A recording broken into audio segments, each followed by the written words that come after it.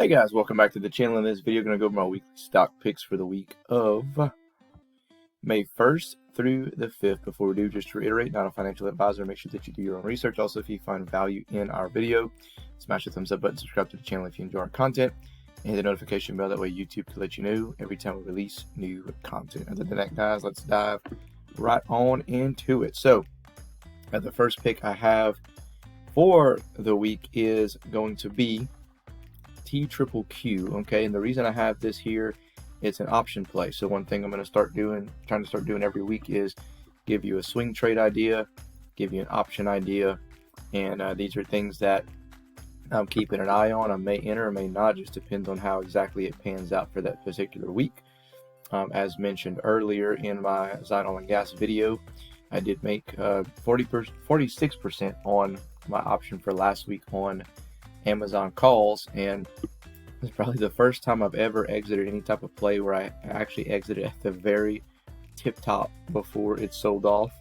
So a little bit of technical analysis and a whole lot of luck on that one, I think. But I'll show you that play because we're going to be actually look at Amazon again for this week as well. So TQQQ here, I'm looking at a potential put on TQQQ, especially if the market comes out swinging on Monday morning. If it does and it hits up to about $29 or so, then I'm going to come in and take a put out on TQQQ, and depending on what type of option that they have, price point wise, strike price, I'm going to look at entering that and trying to exit sometime this week, because based off of nothing more than technical analysis, if you look here at the RSI and the MACD indicator, we've been on a very bullish pattern.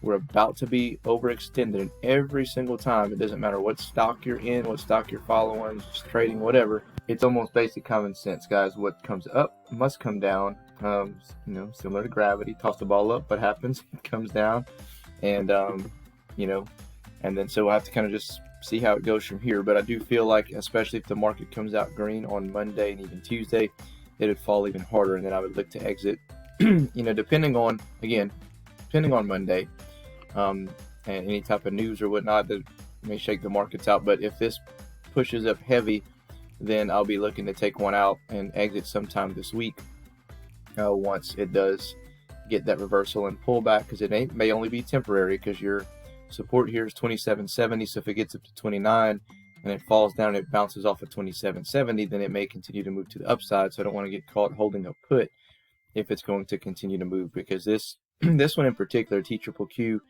is a leverage ETF that moves pretty volatile depending on which direction the market's going. So you kind of want to understand it before you get into that. I'm not going to tell you exactly which options contract and everything that I'm getting, because it's not something that I would just go out and say, hey, go buy this one, go buy that one. These are also a little risky, so you want to make sure that you understand what you're doing before entering into options. I've done a lot of research and done some trial and error on several ones, and I kind of getting a small feel for it and starting off with a small amount to try to build up my options portfolio.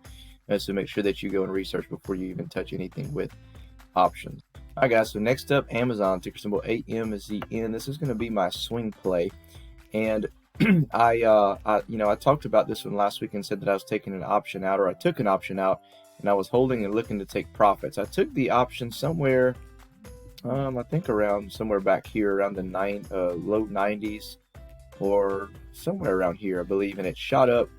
Basically, leading up to earnings, I can kind of get a feel of it was going to shoot up before earnings, and man, it shot up all the way to $122 at one point. I actually before it came down, I think I took profits somewhere around here, and then it fell down again and shot back up whenever earnings was announced, but then fell hard right afterwards. So I think I entered somewhere here, exited somewhere here, and got a pretty decent percentage gain on it. So I think that, obviously we broke the 106 level.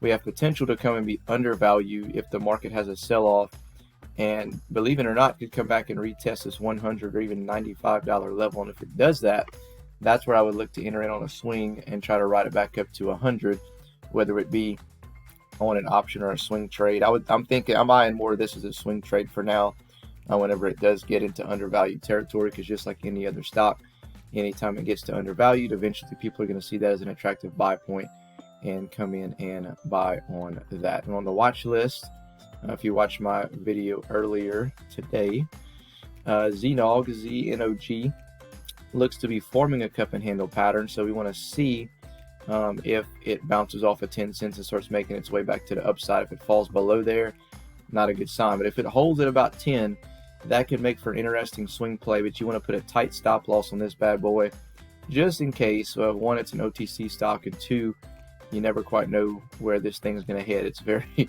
unpredictable at times. So a 10 cent buy-in, 9.5 to 10 cent buy-in, and maybe a 12.5 to 13 cent sell on your swing is what I would be looking to do there. Full disclosure, I'm not buying it. I'm just kind of watching it and just kind of using it as an educational thing to continue to sharpen my eye for different type of patterns in the market. So anyway, guys, that's all I got for you in this video. Let me know your comments below. Other than that, we'll catch you in the next one.